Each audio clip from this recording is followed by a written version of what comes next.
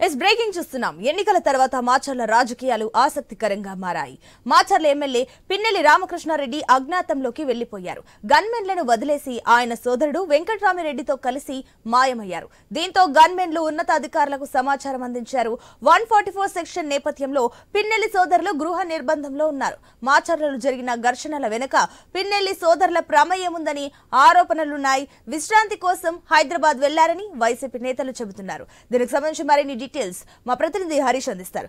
హరీష్, చూసుకున్నట్లయితే ఇక్కడ పిన్నెల్లికి సంబంధించి గన్మెన్లకు సమాచారం తెలియదు, కానీ అటు వైసీపీ నేతలకు మాత్రం సమాచారం అందుతున్నట్లు తెలుస్తుంది. వారు హైదరాబాద్ లో ఉన్నట్టు తెలుస్తుంది. ఏంటి అసలు ఏం జరుగుతుంది? సునీత, ఏదైతే పోలింగ్ జరిగిన తర్వాత రోజు నుంచి జరిగినటువంటి హింసాకాండకు సంబంధించినటువంటి అంశం పైన రాష్ట్ర వ్యాప్తంగా కూడా భారీ ఎత్తున విమర్శలు వ్యక్తమవుతున్నాయి.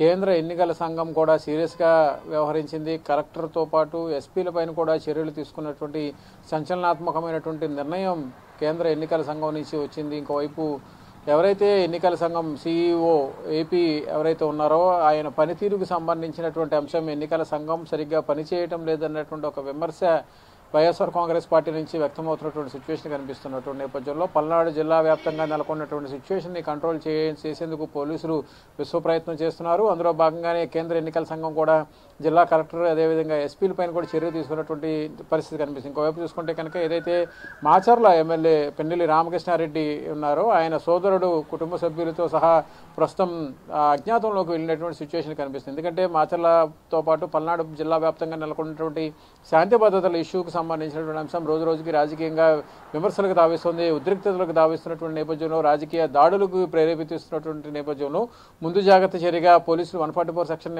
ఏర్పాటు చేశారు. ఎక్కడా కూడా ఎలాంటి అవాంఛనీయ సంఘటనలు జరగకుండా భారీగా పోలీసులు కూడా మోహరించినటువంటి సిచ్యువేషన్ కనిపిస్తుంది. అయితే అధికార పార్టీకి సంబంధించినటువంటి శాసనసభ్యుడు కావడంతో విప్పుగా ఉన్నటువంటి నేపథ్యంలో ఆయన కుటుంబ సభ్యులపైన కూడా దాడి జరిగింది. ఎన్నికల సమయంలో ప్రచారం జరుగుతున్నటువంటి సమయంలో స్వయంగా పిన్నెల్లి రామకృష్ణారెడ్డి భార్య పైన కూడా అటాక్ జరిగింది. ఆయన కుమారుడి పైన కూడా అటాక్ జరిగినటువంటి సిచ్యువేషన్ కనిపిస్తుంది. ఆ తర్వాత పోలింగ్ జరిగిన తర్వాత రోజు నుంచి కూడా మరింత ఉద్రిక్తమైనటువంటి పరిస్థితులకు దాడులకు కారణమైనటువంటి సిచ్యువేషన్ కనిపిస్తుంది. నరసరావుపేటలో కూడా స్థానిక శాసనసభ్యుడిపై ఇంటిపైన దాడి చేయడం, ఆయన హాస్పిటల్ పైన దాడి చేయడం, ఆయన వాహనాలను ధ్వంసం చేసినటువంటి ఉద్రిక్తమైనటువంటి సిచ్యువేషన్స్కి కేంద్రమైంది. దీంతో పోలీసులు ముందు జాగ్రత్త చర్యలు చేపట్టారు. ఇంకోవైపు ఏదైతే అధికారంలో ఉన్నారు కాబట్టి అధికార పార్టీకి సంబంధించిన నాయకులు కొంతవరకు ప్రేరేపించేటువంటి అవకాశం ఉంది కాబట్టి ముందు జాగ్రత్త చర్యగా ఎవరైతే శాసనసభ్యుడు పిన్నెల్లి రామకృష్ణారెడ్డి ఆయన ఫ్యామిలీని పూర్తిగా అజ్ఞాతంలోకి వెళ్లేందుకు పోలీసులు సూచించారు. అందులో భాగంగానే లోకల్గా అందుబాటులో లేకుండా ఫోన్లకు కూడా అందుబాటులో లేకుండా సురక్షితమైనటువంటి ప్రాంతాలకు వెళ్ళాలి, ఎటువంటి అవాంఛనీయ సంఘటనలకు కారణం కాకూడదు,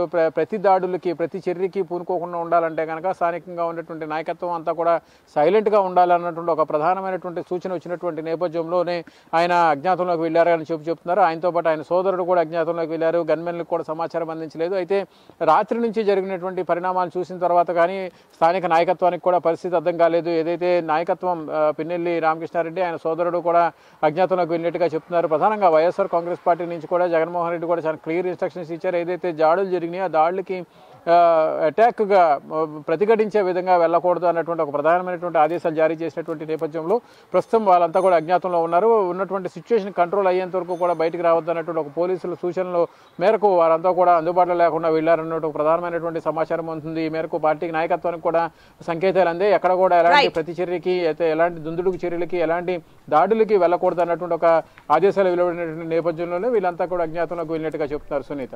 రైట్ హరీష్, థ్యాంక్ యూ.